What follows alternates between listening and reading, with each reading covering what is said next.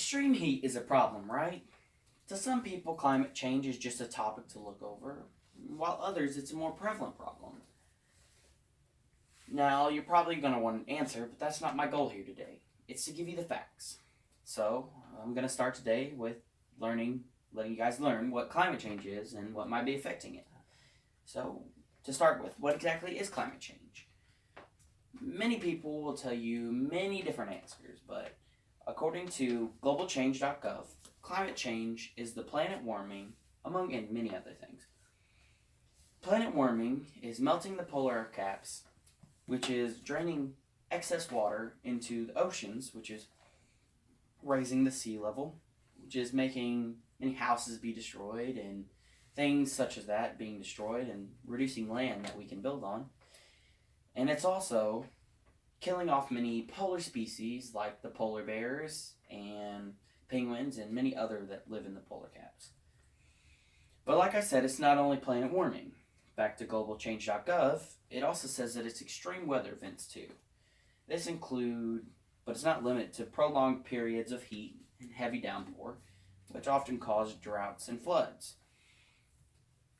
Climate change is a very broad term, but it includes many things. But now you have a better idea of what it is. So let's go on to what exactly is causing it. Most importantly, many different things have certain effects on our atmosphere. But evidence is the key to proving what's happening, as with criminal investigations and many other things. Evidence is the key. According to the evidence page at NASA, the carbon dioxide levels have only risen since the 1950s. This is destroying the ozone layer, which is letting in more sun beams, which is increasing the heat overall, and it's increasing the climate over the world. Another big problem is the greenhouse gases. While this includes carbon dioxide, which is the biggest problem and it's destroying a lot of the ozone layer, it also includes other big ones like methane and nitrous oxide. They don't make up a very large percentage of our atmosphere's gases, the greenhouse gases, but they do make up a percent, and they are increasing over the years. It's a very, very small amount, but it's still increasing, which is helping the destruction of the ozone layer. Now, scientists are almost certain that humans are the main cause for climate change. According to the Environmental Defense Fund website, humans are the main causes for many reasons. One of the big main reasons are the fossil fuels. We burn them in our cars, we burn them at factories to cause or make energy for the neighborhoods and the businesses and things like that. So, yes, they're important for the businesses and creating energy, among many things, but it's also emitting carbon monoxide every time it's burnt. And this is increasing carbon monoxide levels in there as well as many other gases. And this is, again, helping to destroy the ozone layer.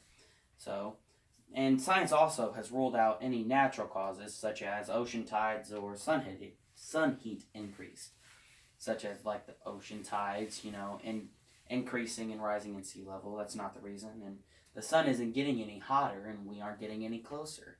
It's just things that were blocking the sun are now not blocking as much. So that leaves very few options. So it must be the fossil fuels.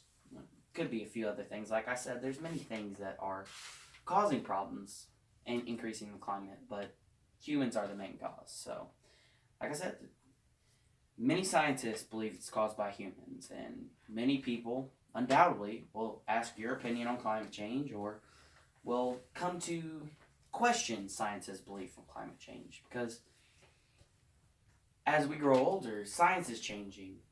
So maybe when we get older, we'll have more information on what exactly is causing climate change. But for now, scientists have a pretty good idea of what it is. But if anybody asks science what's happening, or they ask you what's happening, you'll have a pretty good idea and know your opinion on what is causing and what climate change is. 5 minutes.